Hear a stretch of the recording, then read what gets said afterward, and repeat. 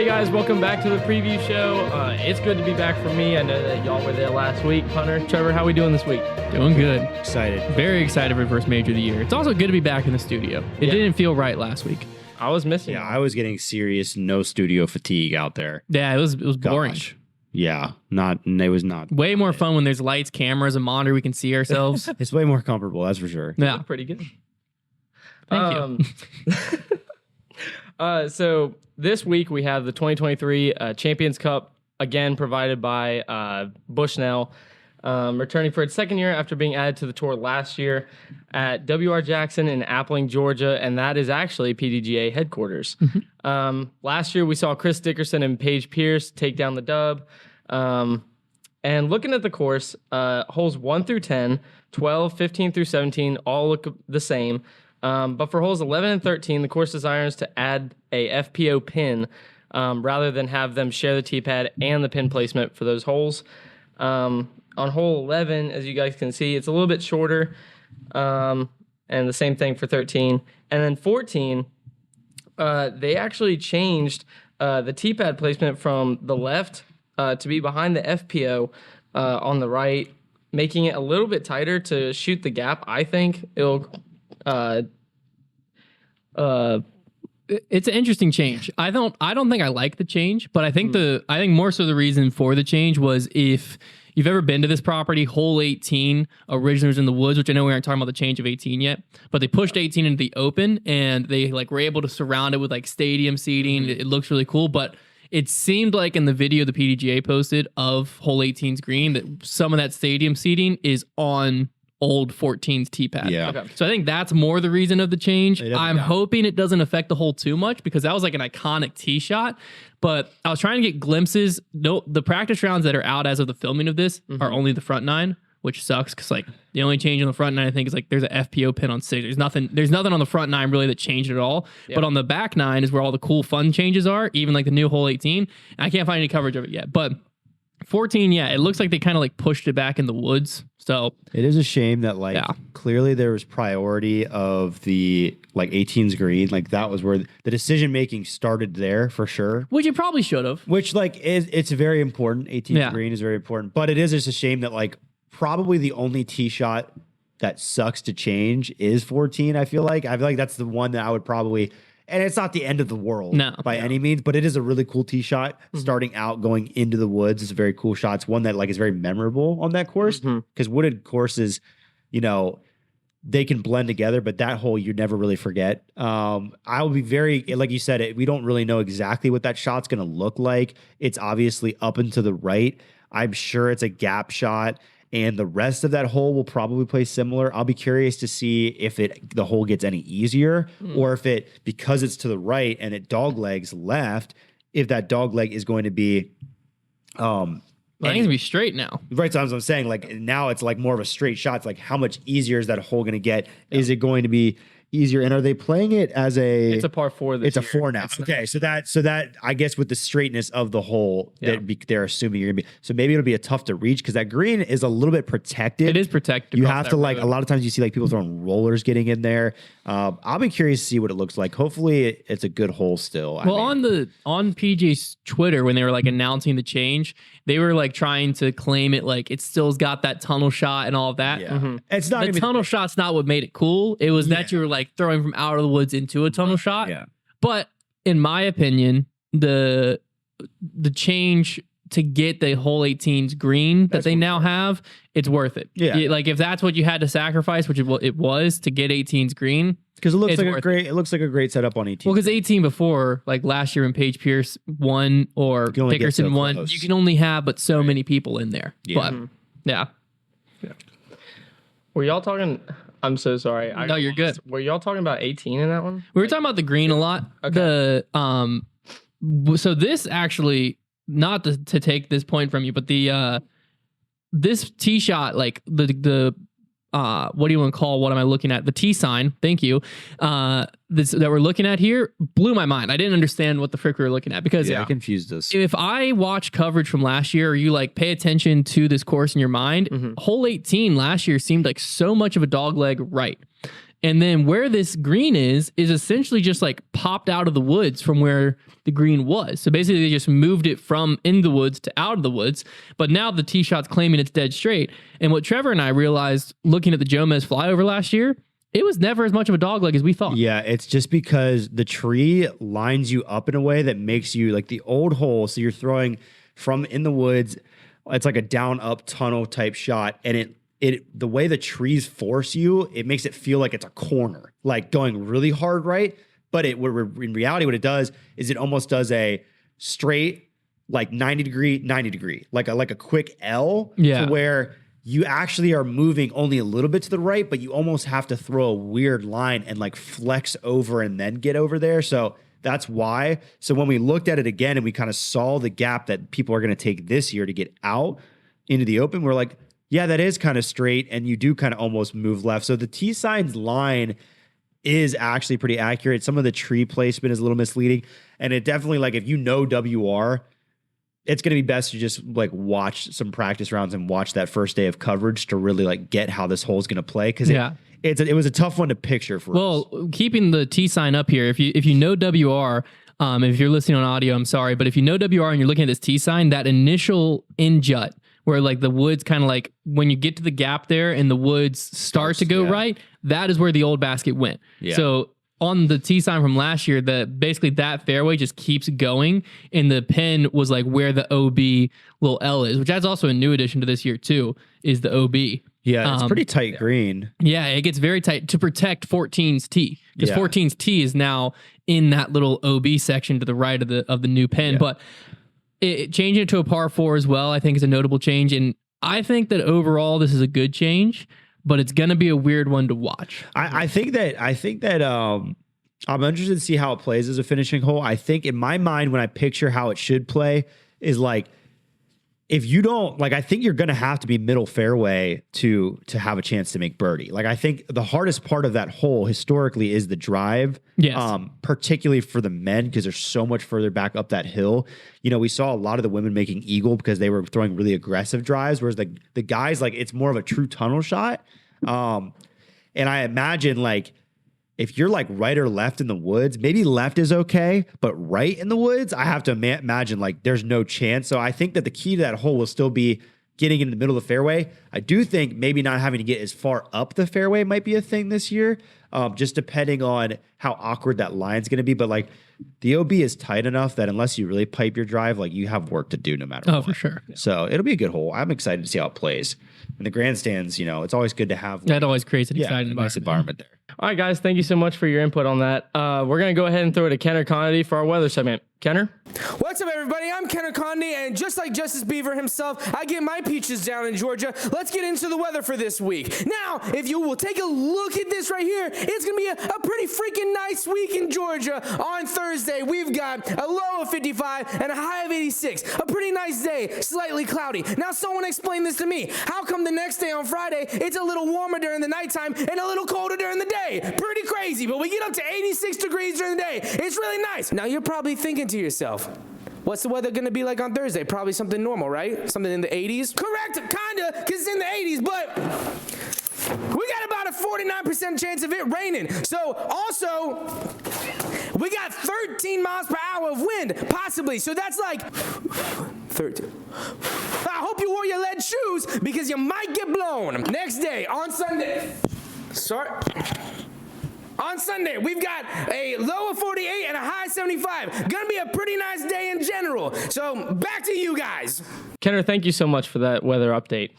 Going into our storyline segment, Simon Lizotte seems to be in fantastic shape coming off a victory at the Music City Open. However, last year at this event, he placed 35th. He actually tied with a couple other disc golfers.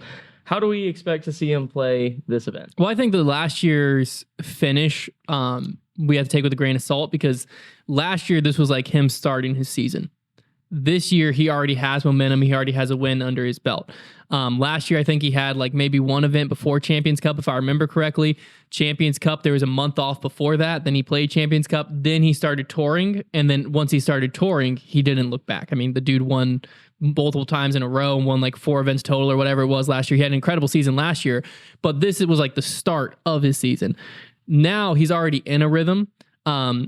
So it's tough to know what to expect out of Simon out here. I don't think we need to look at last year at all. I think this course plays very well to his new style of play. I think if you go back to old Simon, this course doesn't play well for Simon lines. This course doesn't play well a lot of times for like always being really aggressive and not taking your medicine. New Simon plays a much more controlled game, a much more like layup when necessary game. Still has those electric Simon lines, but he could shock a lot of people. Well, I don't know how much of a shock it would be because he's filthy right now, but he could really come out here and push and challenge for the win. I'm expecting him to be in contention at some point this weekend, whether it be a hot first round or whether it's all weekend long. I definitely expect him to be up there in some way, shape, or form. Yeah, I think that he's probably the one that people are overlooking the most. Yeah, it might not be true just because of the recent win, but I agree with Hunter. I think that he wasn't really in the swing of things, like in his real form last year when he hit that event. I think he's a proven winner on a lot of different courses. We saw him win Maple Hill, and to me, I think there's a lot of holes that resemble W-type shots at Maple Hill. I don't know if people draw that comparison as much as they probably should, because I think there's a lot of drives that are similar. I expect Simon Lizotte to do really well at this event. I think that he could very easily win. Would not shock me in the slightest. And I think that last year's you kind of just write it off because I don't really think it's gonna matter very much. And clearly the gyro situation has not been a problem. Yeah, absolutely not. Yeah, but in order for him to win, he would have to knock off Calvin, who has been electric since the beginning of the season. He took an embarrassing 4th place finish at Innova Blue Ridge Championships last weekend, but for every elite series and major, he's taken the podium finish. Yeah. How do we think Calvin could perform? I mean, last year he was top 5, I believe, at this event. I mean, looking at this graphic on the screen, he's had an unreal start to the season. First, third, first, second, or first, third, sorry. And then, yeah, you can throw the silver event 4th place in there, but if we don't count silver event wins, we're not counting silver event 4th places. Yeah. The dude's on a streak right now, because even with the 4th place last week, he still hasn't finished outside the top 5. And in the modern day disc golf era, that's insane. He's played well at this course before. He played well at this course just last year. I think he and Gannon are the hottest hands coming into this weekend. Correct me if I'm wrong. He doesn't have a major championship under his belt yet. Correct. So he's also hungry from that aspect where he wants a major. I think this course suits him well. He's going to be feeling great coming into the weekend.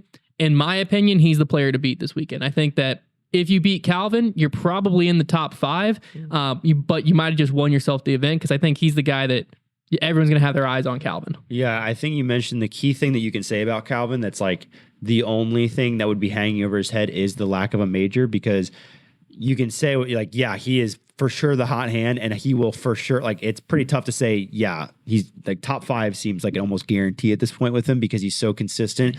But winning a major like takes that extra bump, and like there's a reason like Ricky hasn't won a major in how many years, Hunter? 5 years, 2,000 days, and he's been like a top 3 player in the world that entire time.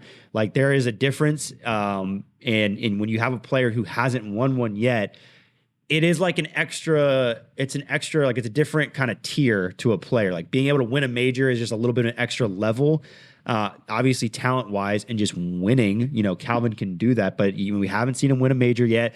He's still, just these last 3-4 years has kind of been the window of like Calvin is a dominant player. And especially these last 2 years, maybe 3 is when he's been really in his prime. So it's still early, not going to like hit him with the Calvin can't win the big one, label at all. But that is something to think about, that, he hasn't broken over that hump yet and won the major. But other than that, I mean, you certainly have to say that Calvin is going to have a chance to win this tournament. Like it just feels like a guarantee this year. Like Hunter said, you got to beat Calvin if you want to win. Yeah. I'm hoping that he actually pulls this one out.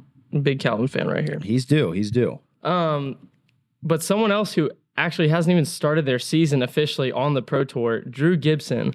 I don't even know why he decided to start his season this late, going on the tour with this level of competitiveness. He did start it. He played Vegas. But then he disappeared. And then he disappeared. Yeah, he just like fell off and didn't do anything else. Or he was just at simple like B tier? He played some C tier stuff. Drew Gibson thing's a bit of a mystery. There's a big mystery surrounding Drew Gibson. Now, let's caveat everything I'm about to say with he took this break last year.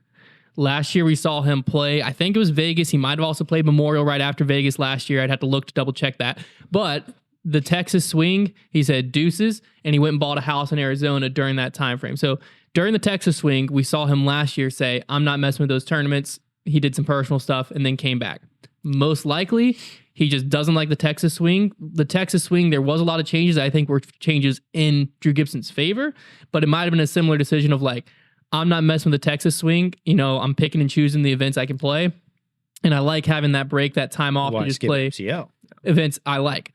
MCO got added to this year, and there's other things and so there has been a conspiracy that was formed that he was suspended for who knows what. And that's where the conspiracy falls apart is where on earth, why on earth? But what's weird is, so I responded to Green Splatter, they're like a blog on Twitter, and they were saying like, where on earth is Drew Gibson? I was like, you want the truth or conspiracy? And then I basically gave the two things. I was like, the truth is most likely he's just taking the same break he took last year. Like we literally saw him take this last year.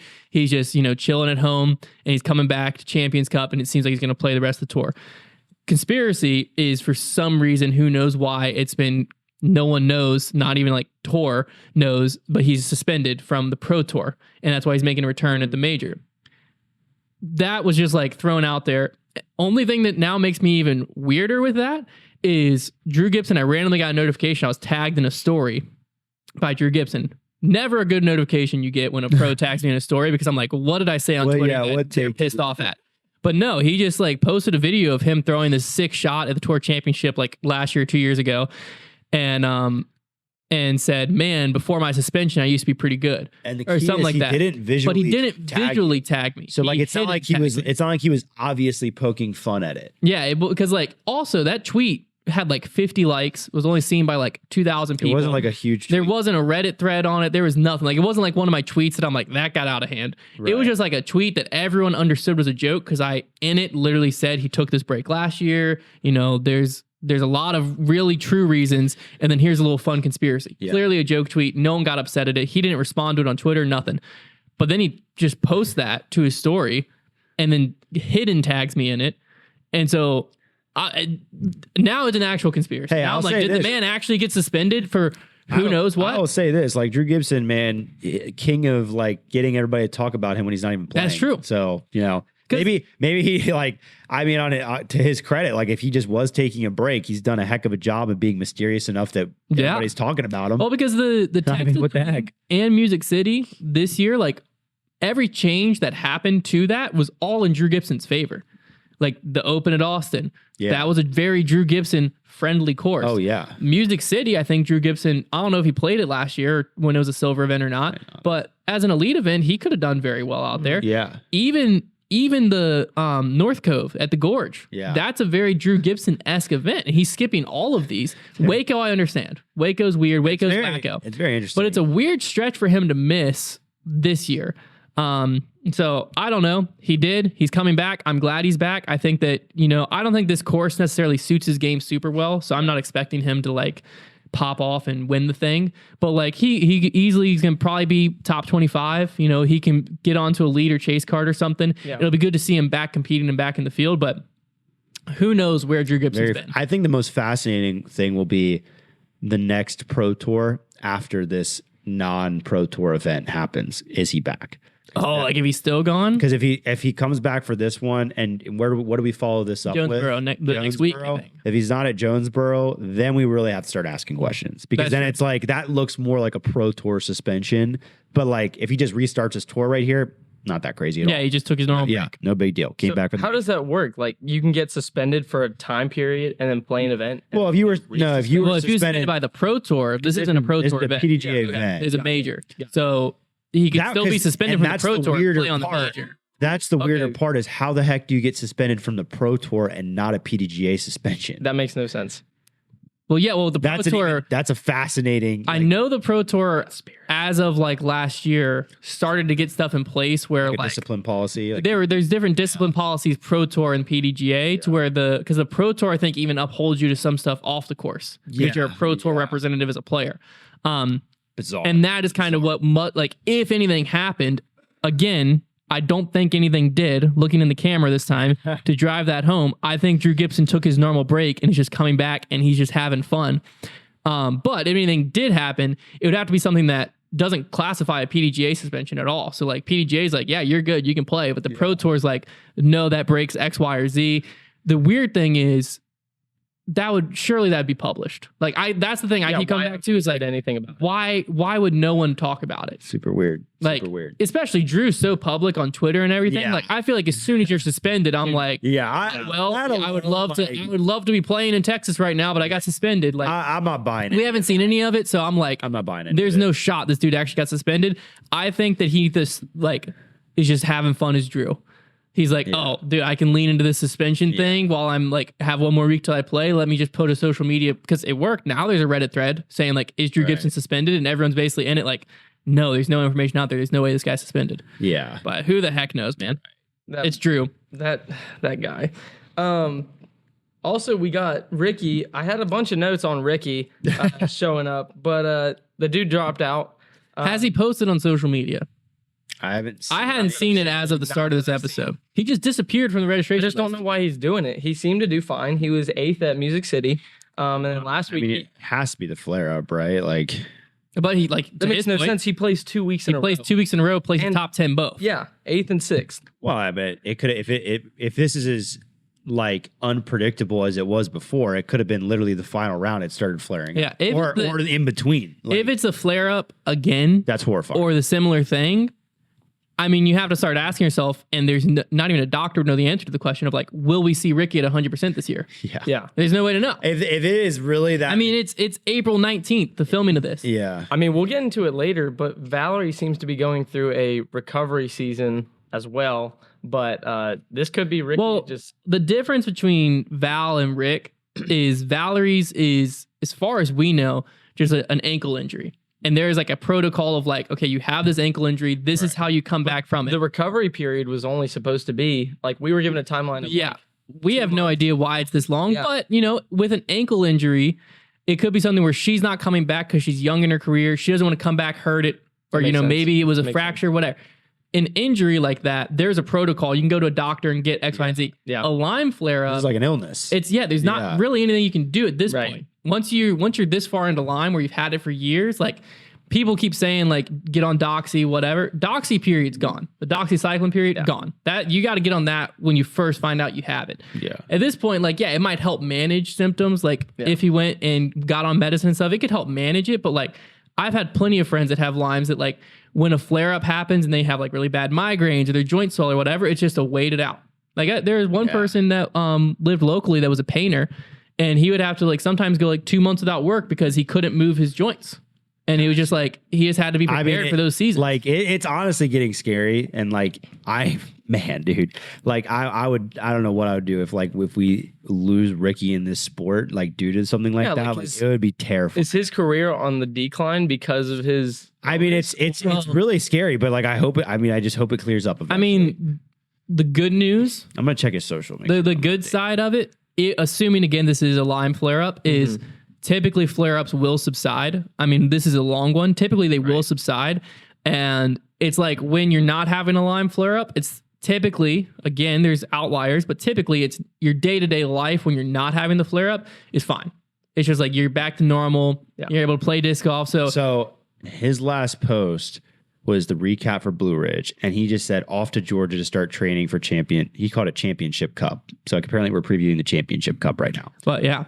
So like if something happened in between, which could mean that it was a different injury, that would be a bummer. That would suck. But but if it's a different injury that you can like recover from, that it's like 1-2 week recovery, in my opinion, that's the best case scenario. Oh, that would be that'd be the best case. Flare up would be because if there's just something that's just like a injury or you know something like that where I'm missing a week or two, but I'm gonna be back and I'm gonna be back at 100%. I'm ready to start the season. I'm eager. I'm sure we'll get worst case scenario is like a Lyme flare up. You just don't know. And if it went down and then flared back up with use again, then it's a scary thing. Such a frustrating thing for him right now. Like, oh gosh. Oh yeah, absolutely so frustrating.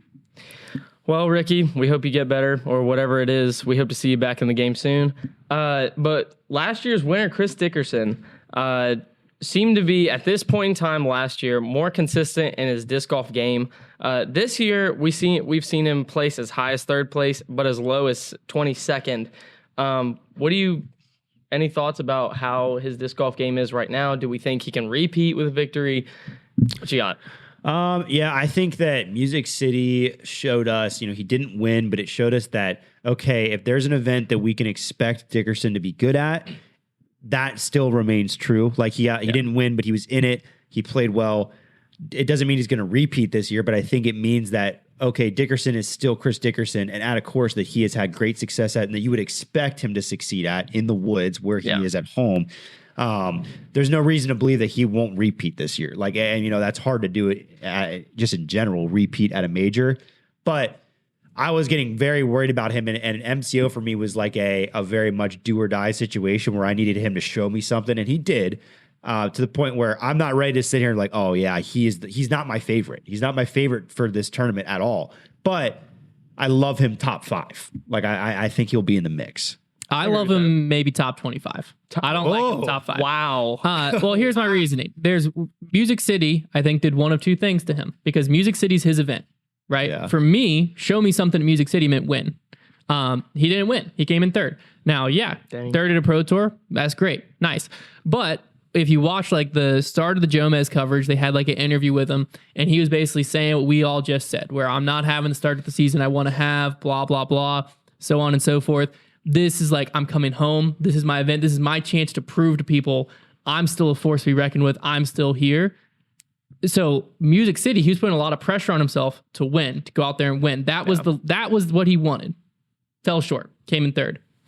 One of two things is going to happen. That's either a sign of he's either like, crap, like that was my event to get things back on track. Third, I don't think Dickerson's gonna be happy with third at Music City. I don't think that was what he was trying to do. No. So either that's gonna cause him to feel like, man, it is so much harder to win. Like if he feels like he played great out there and it only got him a third, that could be very demoralizing heading into a major. Yeah.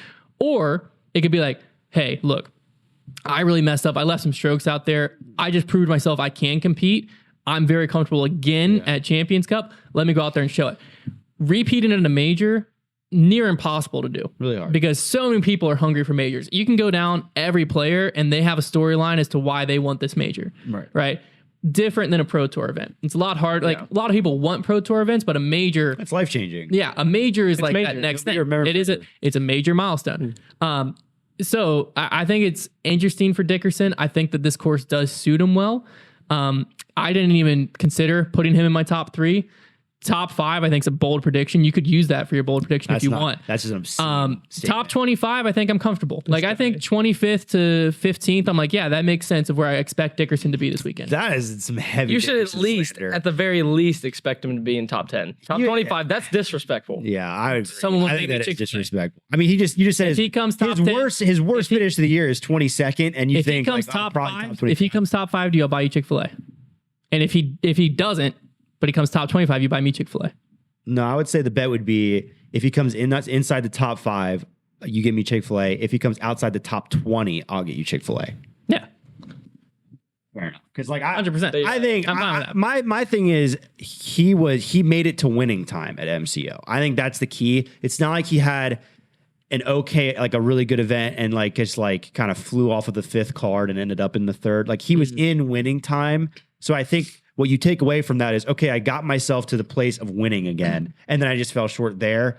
But in my mind, that means that we will probably see Chris Dickerson lead or chase card final day. What he does there is whatever, but I have to imagine the guy that won this tournament last year is going to be inside the top 5. Like that makes a lot of sense to me. I'm surprised at how aggressive you're taking that stance. Well, I'm not expecting him outside the top 25, but I'm not expecting him inside top 5. Like I think he's going to be there. He's going to be in the mix. A chase card appearance wouldn't surprise me. We'll see what happens. Top 5, I would be surprised with. Okay, there's too many killers. There's too many killers. There is a lot. Chris Dickerson's one of my all-time favorite players. Love the guy. He's one of the best woods player of all time. So when there's a lot of killers, I lean to other things like, the guy who won here last year and is so good in the woods. Like that's where I start leaning. You got to go with momentum. Yeah, he came 3rd last week. I am going with momentum. Well, that's the thing is if that gives him momentum, then yeah, but that also could deflate him. You're right. There's two sides of the coin. The way I would look at it is the beginning of Chris Dickerson's season was probably, I don't even know if I can win anymore. And that event was, I made it to the last day with the chance to win. I can still win. I just got to put that last day together. Right. And this is a 4-round event, not a 3-round event. So, and I love Dickerson over 4 rounds. Love him. We'll find out. We'll see what happens. If you put a gun to my head and said pick where he finished, I'd probably go like 12th or 13th. I see. I like him. I like him much better than that. I say like him 8th. much better than that. Like I think 8. I'm really 8th comfy or in higher. that. Put him in your top 3. He is. He's Oh, heck yeah. He's Dang. I mean, if you want to just hand me points. The man's Nobody's gonna agree with what you're saying, so I don't like. That's I fine. feel very comfy in this seat Well, no, right now. here's the thing, because you got to be bold. So then the next on Monday's grip lock, I can be like, I mean, I don't know why everyone's surprised. I told you it on the preview show. Or like, There's no or. okay. I mean, sure. I feel good in this spot. Or you're eating Chick-fil-A on Monday. Yeah, That's the it is what it is. You know what? Either way. Gosh, I'm glad I've gotten emotionally invested in Chris Dickerson. Like I'm glad I'm here now. Hey, that's going to make the companion stream electric. Yeah, you're right. You're right. about that. If he's on. I was sitting here like thinking about sliding him out for Simon, and I didn't. I'm definitely not going to do it anymore. Heck I'm yeah. keeping him there. dang. Ride or die. That's why I'm in this seat right here. I get Trevor to lock in, and then He was hand me I points. wrote him down, but I was thinking like, oh man, I do kind of like Simon, and then I was like, nah, now we're sticking right there. Heck yeah. Now, final thoughts. He definitely had a lot of pressure on him, or he has a lot of pressure on him right now if he's trying to compare himself to last year, because he finished back-to-back dubs in the last 2 events that we've covered, or the last event we covered, and then this one. So good luck to you, Chris. We'll see how you do this weekend. Hopefully you'll get higher than 25th. I hope so too. I pick him top 25, man. If you come outside top 25, I mean, I think, I don't even know. That would be shambolic. That would He would be injured or hurt. If he's outside top 25, it's because he's hurt. I'd cry if he's hurt. That'd be the only reason. Yeah, I mean, gosh, don't listen to this, Chris. It's going to put a lot of pressure on. He gets a lot of pressure. I really. Yeah, he's show. putting pressure on himself. I mean, you can see it at Music City. That's The guy wants his season to turn. That's what I'm just saying is like I think he had a mountain of pressure on him at MCO, and he came in 3rd. Like with a mountain of pressure and having to beat some dogs. I agree with everything you're saying. It's just we have differing opinions on what that does to him. My opinion is it crushes him. I don't know. Yeah. I think like my opinion is like So you're calling him mentally weak?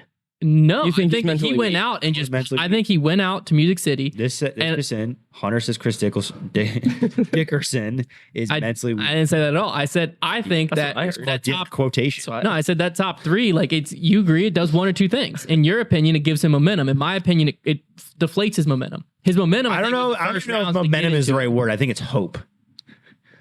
It all depends on how he feels about his Music City performance. If his Music City performance, he feels like he played great, like he feels like he really put stuff together and he only came in 3rd, I think that's a very deflating feeling. Because it's his event. He's also starting on lead card. I'll have to double check that. But And that's another thing that goes 1 of 2 ways. It either gives you a lot of momentum for the event or crushes you.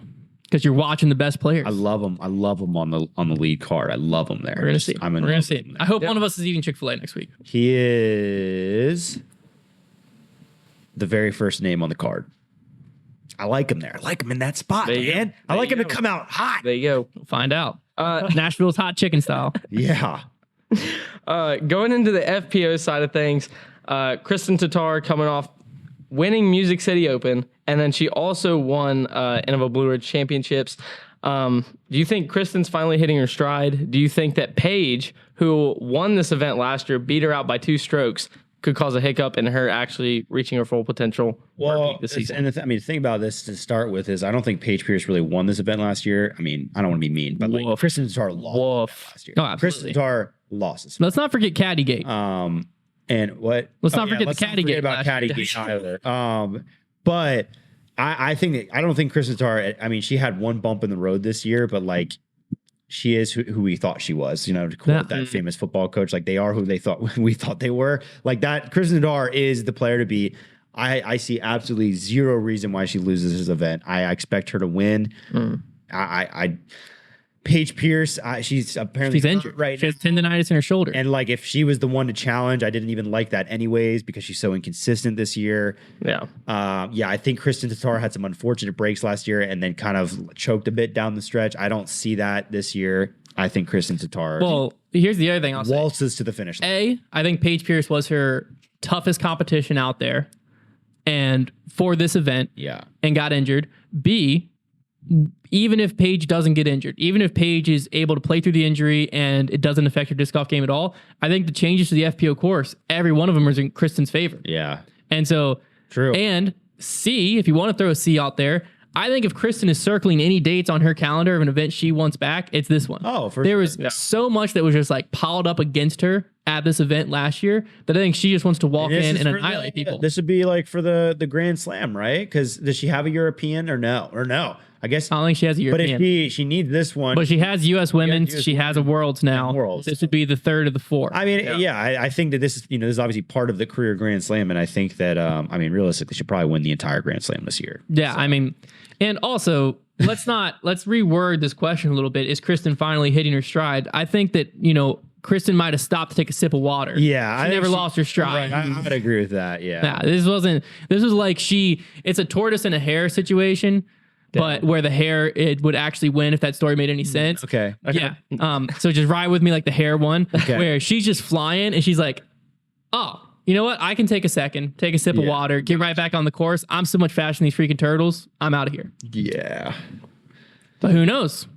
Did you just call all the entire FPO field turtles? In comparison to Kristen Tatar, yeah. Yes. Who is a hare? Yes. Yes. Wow. I'm willing to say that. That's Sure. I think that's okay. I said it. But the hair wins. dang. Yeah, but the hare wins in this scenario. Yeah. Okay, so if we do see Paige come out on top, what would be her keys actually to making that happen? I think it starts with stop leasing out her headspace to Kristen, who obviously lives there rent free. We could start.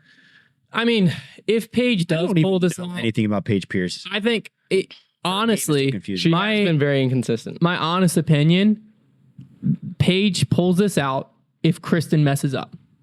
That's the only way. Yeah, I think that we're in a have to classic. agree. I think that Kristen Tatar is 2015 Paul Macbeth, almost reincarnate, where the only way you're beating her is if she messes up and lets you. Yeah. If she goes out and she plays her game, no one plays. I think Paige Pierce at her absolute best is worse than Kristen Tatar at her absolute best. And that is what was happening with Paul in 2015 is it doesn't take Kristen's best to win right now. No. It takes a solid Kristen We've seen Tatar her to throw win. some awful rounds in the mix, and especially in a 4-round event. Yeah. She'll go out there and blow up one of the days, and she'll just chip right away. I mean, we've seen that over and over again. So that's where I'm at is like, no.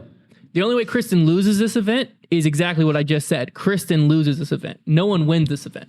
Kristen either wins or loses. That's it. Yeah. Is she going to keep running or is she going to take a sip of water? She's not taking a sip of water here, man. She's Dumping a Gatorade cooler on herself after she finishes 18. gonna steamroll everybody. Yeah, if that doesn't happen, sure. No, we won't even look like idiots because sitting here, I think someone had to be just trying to have a hot take. Like, I don't know, maybe a few minutes ago, someone with Chris Dickerson, someone had to be trying to make a hot take. Not a hot take. I was talking about me. G. Someone would be having to try to make a hot take. Someone would have to be trying to make a hot take to not say Kristen's going to win this event.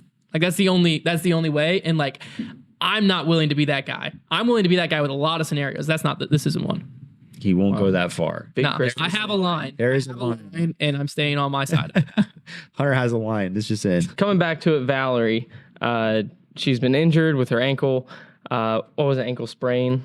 I don't know what it was at this point. I mean, at this point, It was an ankle sprain originally told. Yeah, something. But I mean, we're 4 months in because it was back must in. have been the worst sprain of all. It was before All-Star weekend, so it was like early February. Yeah. So we're 3 months out of it. Yeah. 12 weeks for an ankle sprain recovery is pretty crazy. What could have happened was maybe when she was trying to get back at it like earlier, she could have re-aggravated it and then made the decision, okay, I'm really going to wait it out. That could have happened. Yeah. I mean, because it seemed like even in her mind, she was coming back sooner. So I wonder if she practiced, heard it again, and was like, okay, we are really. Here's what I'm going to say about the situation.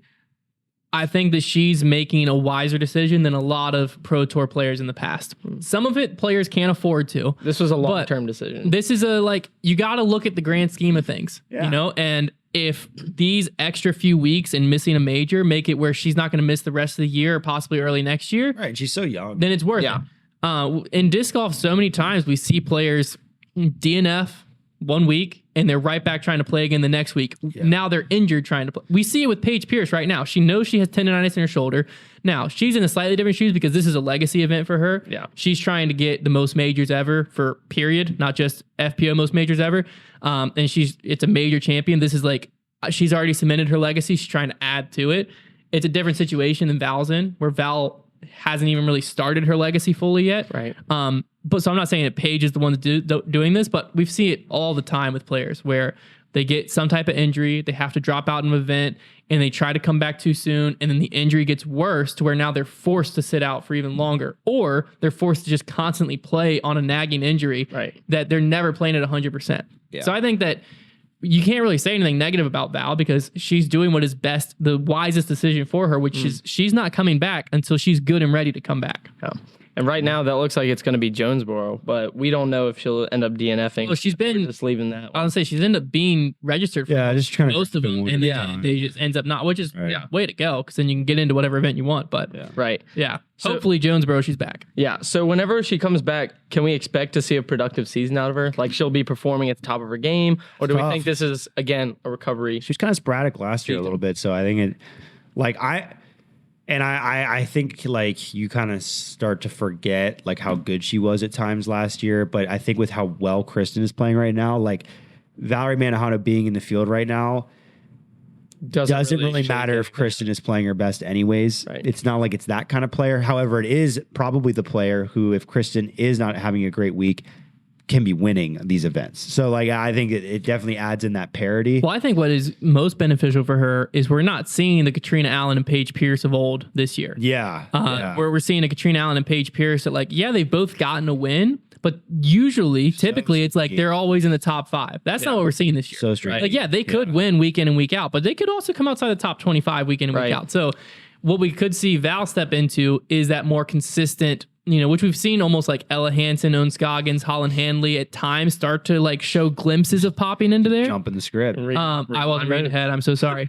But I think Val can kind of fit into that category where, like you said, if Kristen slips up, someone's got to win. Right. And we're not seeing it be like Kristen slips up and Paige or Kat are there waiting to catch her. I mean, right now it slips up and it's like, who knows? If I was in the FBO field listening to this, it'd make me so fired up to try to chase down Kristen, but it is just the reality right now. I mean, that'd be great. Like, I would love for someone. But like, man, that's Evelina has figured out her putting. I mean, confirmed she's going to win this weekend. When Grip Locked first started, it's because like when Grip Lock first started, this is how we talked about Ricky and Paul. And Paige and Kat. Yeah. Because like you're not going to be dumb if you expect Kristen to win. Yeah. You're not going to, back then you weren't going to be dumb if you picked Paul and Ricky to win. Seems like that, yeah. Last year you weren't going to be dumb if you put Paul, Ricky, or Calvin in your top 3. If you went Paul, Ricky, Calvin top 3 every weekend, you're going to be just, Simon would have snuck in there several times, but you were going to be fine.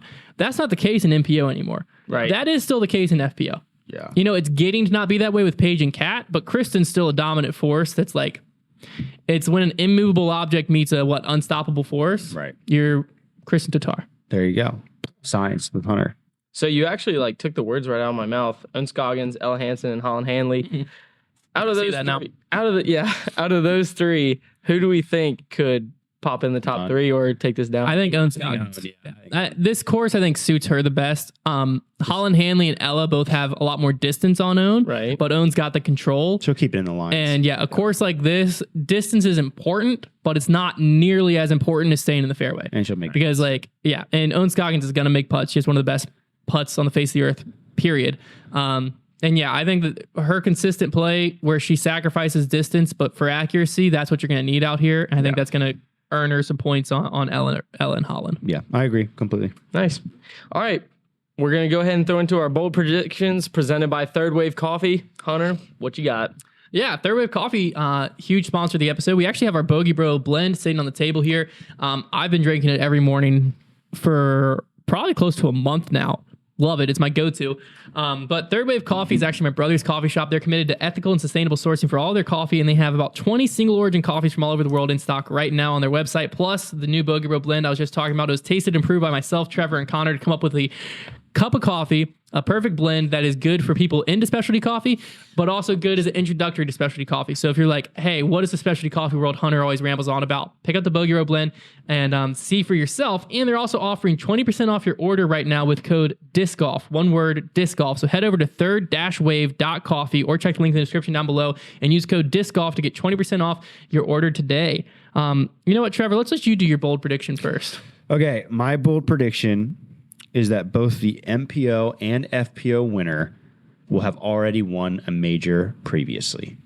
So that just to give you a little key, just for the, I think you can like understand why I said that for FPO. It gets a little more bold for MPO because I'm writing off Calvin, Kyle Klein, Simon Lizotte, Isaac Robinson would be another one you could throw in there. So there's 3 big ones though that writes off. That's my prediction. My bold prediction is on MPO. I think we're going to see our 5th chase card winner of the year. I think 5 out of 6 after this weekend is going to be another chase card. Man. And it's going to be Chris Dickerson. Who knows who's going to be? But I mean, Chick-fil-A. I think what it is right now, I think what it is that we're seeing so many chase card winners is the field is getting so deep. Well, yeah. And now, it being 4-round events is what makes this a bold prediction. If it was 3 rounds, I don't think that's nearly as bold. Yeah. That 4th round, because if you look at a lot of weekends, if you look at a lot of weekends after round 3, and you're like, if there's another round, like Blue Ridge Championship, for instance, if there was another round, the chase card wasn't in it. So that's why I make it a bold prediction. It's quite bold. But I think that this course, there's a lot of, with 4 rounds, it's going to be very hard for 4 people up top to have 4 consistently like in the 50s rounds. I think everyone's going to have one of those rounds that sneaks into the 60s. Yeah. And I think that with that, it's going to provide a big cluster up top where someone from chase card is going to pop off and take it down. 5 out of 6. All right. Dang. We'll see how it goes. What do you think the winning total score will be? What do you think that'll be? 4 rounds. You got to average like 9 maybe. I was thinking 8 to 9. So we'll call it 36 wins. I think first, I'm going to go 34. I don't know what won last year. I can't remember. It was 39. They got that high. Someone averaged 10. I guess Dickerson played very well, but Chris. We'll go, we can agree on 36. Okay. That's fine. We'll say 36 First wins. to 36 wins. Probably going to be better than that, honestly, but WR has so much, just has teeth. It does. It's hard to stay unscathed out there. I think it's a course though, when you figure it out, when you get locked in, you can dominate it 4 times in a row. Yeah. Like, because those guys are so good that they're so repeatable that if they get in a zone, like they can just kind of figure out the whole. If someone gets to 40 under, that is mind blowing. Yeah, like 40 under seems unfathomable. That would be tremendous. To be honest with you. I don't. If 39 happened last year, that's crazy. I mean, there's a lot of great golf. All shot 39. 16 under last year, but to average double digits out there at WR, like that's unfathomable how good of golf that is. Yeah. But that's what these guys are capable of nowadays. True. Yeah. What do you got for your top 3 MPO, Trevor? All right, top 3 MPO. Apparently, going to be pretty controversial. Even including Dickerson in it. But I'm going to go Dickerson in 3rd. I'm not really prepared to say he's going to repeat, but I think having him in there makes sense. I've got Calvin in 2nd and then Gannon in 1st.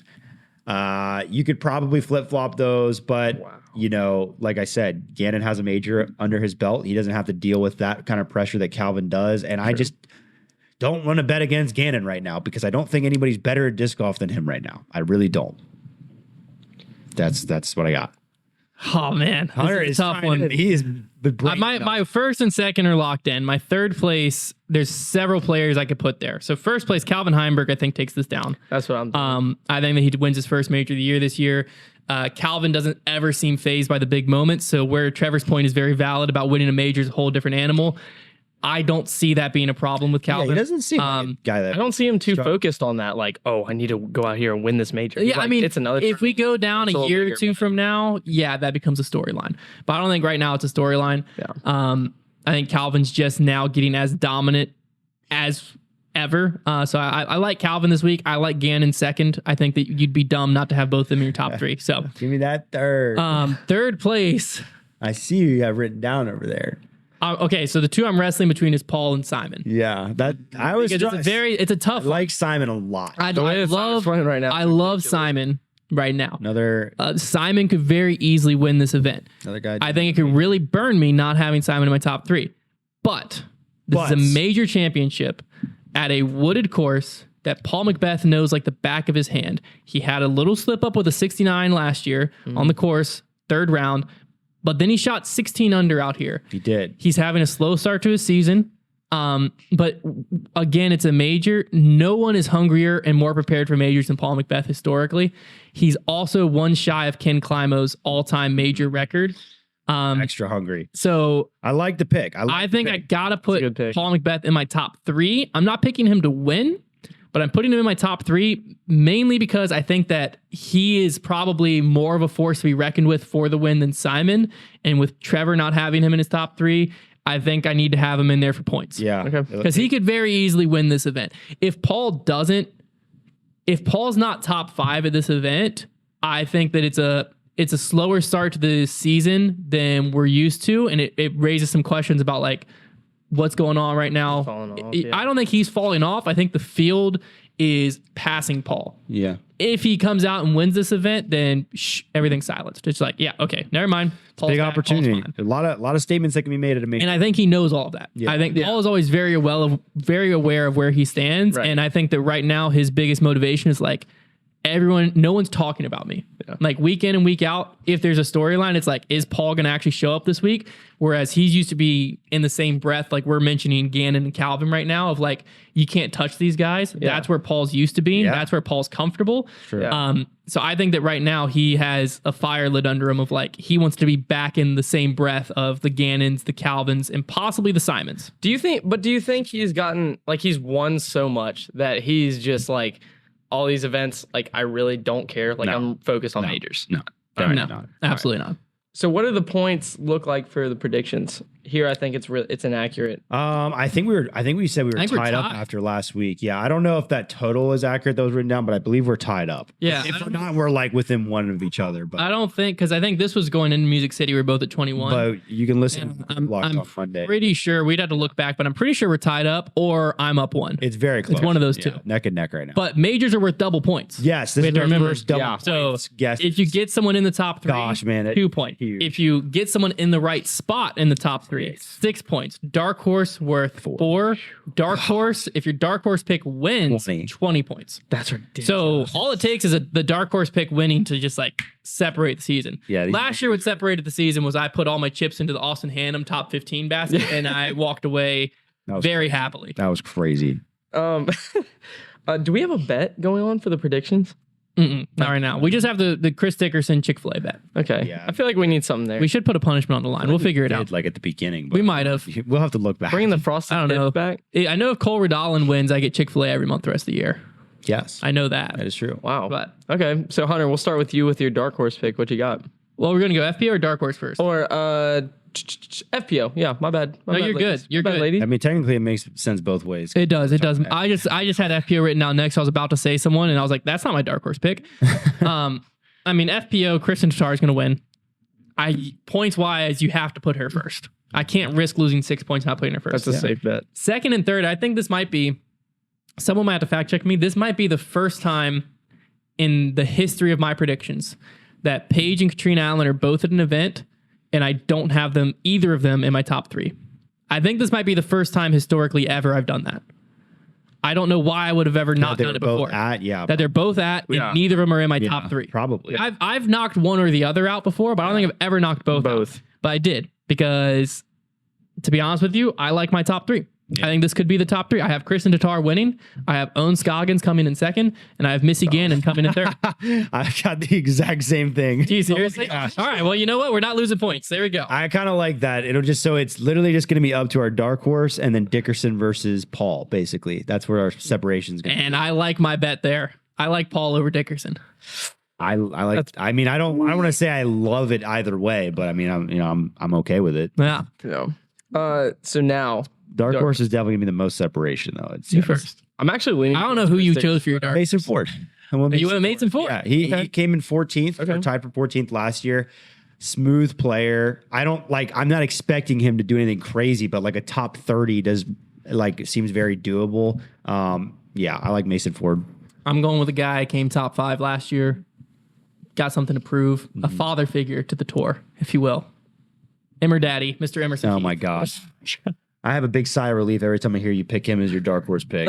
I think this course suits him well. It's burned me before, but The disrespect. he's performed very well at this course previously.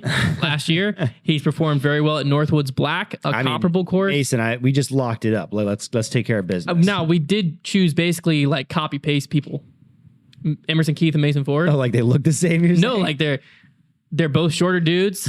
Both have like a like semi-unique throwing style. Both from Texas. They do I feel look like they have similar games, similar distances. So it's just which one of them's I feel gonna, like Mason pop up. Ford's like ceiling and floor is like this, and Emerson's like this. Yeah, but that top went high, huh? Hey, but whenever it's a major, Emerson Keith will sneak in Here's there. what I'm gonna say. Sneaky Of our major two player. dark horse Yeah. picks, you gotta agree Emerson Keith is the more likely of the two to win a major. Correct. Yes, So Correct. definitely. yeah, Yes, that is true. that's all I gotta say. Dang, I'm looking forward to this weekend. It's It's gonna be electric. be sweet. Don't forget about the companion stream going down on Sunday. We're going to be doing it at the warehouse. So there's going to be like putting games. There's going to be some punishments. There's going to be a wheel of punishments. There's going to be giveaways. We're going to be eating pizza. And all of it's going to be going on while we're watching the coverage. So essentially how it works is you pull up the coverage in one tab, you pull up an us on one tab, or you put coverage on the TV, us on your phone, whatever. And it's like you're hanging out with us watching coverage. We're going to do that for every major this year, except for possibly USDGC because we should be down there. But every other major this year, doing the companion stream, so we're very excited. We'll have the official time announced, but basically when MPO coverage starts on Sunday is when we'll go live with the companion stream. And you know what? Every companion stream that we've done has led to something electric. You have James Conrad's throw-in, point. Paul Macbeth 16. First off, Champions Cup last year was electric down the stretch. Yeah. FPO especially. And FPO especially. You also had Paul popping off with a 16 under. And then on Worlds, you had Paul's like 70-foot putt. We also did European, didn't we? I don't know if we did European. I was No, just we thinking didn't that. because the tee times are weird, but it was electric. Yeah. Hey, just watch majors. They're good. Yeah, majors produce some great golf, and they produce some fun companion streams. So hopefully we'll see you all there. Are we bringing back the waxing for a punishment? Probably. Probably. We have our official like My hair's punishment just and started everything. growing back, like on my leg. Like now I don't see like lines. That's that got funny. waxed. So That's electric. nice. But yeah, thanks guys for tuning in for another preview show. We'll see you in the next one. Peace.